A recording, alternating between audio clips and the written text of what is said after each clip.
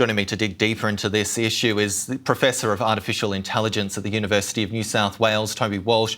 Toby, thank you for your time. As we say, we're seeing that rise in images over the conflict. At what scale is this happening across the internet?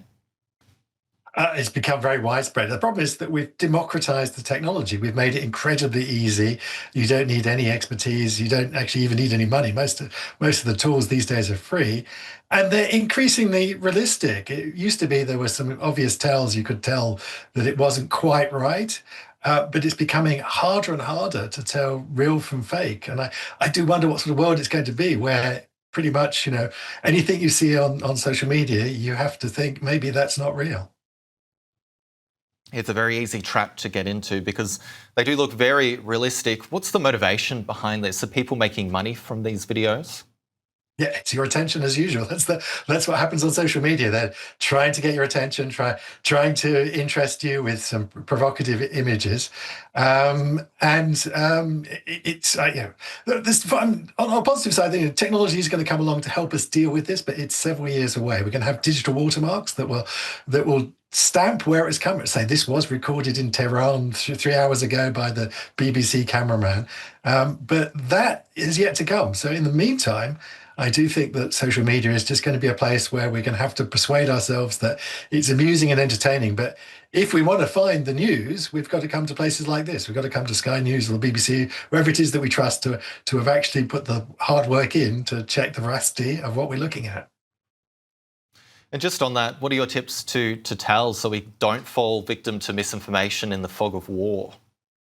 Well, the first tip is provenance. Where has it come from? If it's a random social media site, then be very skeptical. Secondly, you can tell, there are a few tells still. If you look carefully at the physics, sometimes it gets the physics slightly wrong. Things fall over in slightly the wrong order, or things that should have fallen over haven't fallen over. So look carefully. But the most thing is where did it come from? Can you trust the person who's trying to show you this? Another thing that I wanted to get into on my personal algorithm, I've seen a barrage of videos online promoting what Iran was prior to the Islamic Revolution, showing it as a kind of utopia here. Are we seeing a kind of shadow war, I guess you could put it, being fought online at a global scale to influence the perception of the public?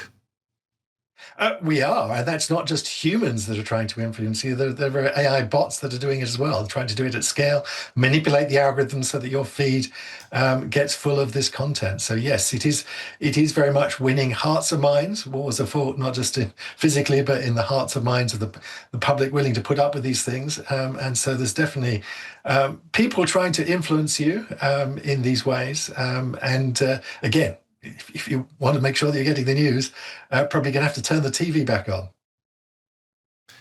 It is quite scary that perhaps unconsciously we're being sort of shown these videos and influenced in that way. We might not be aware of it, and it's very subtle as well. Broadly speaking, do tech giants have a responsibility to shut down propaganda online?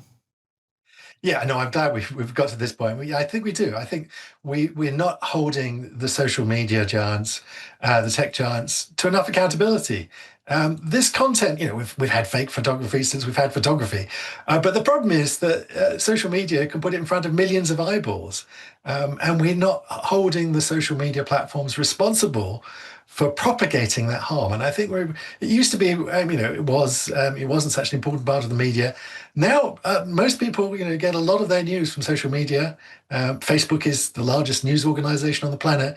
We probably need to hold them to the same standards that we hold you to.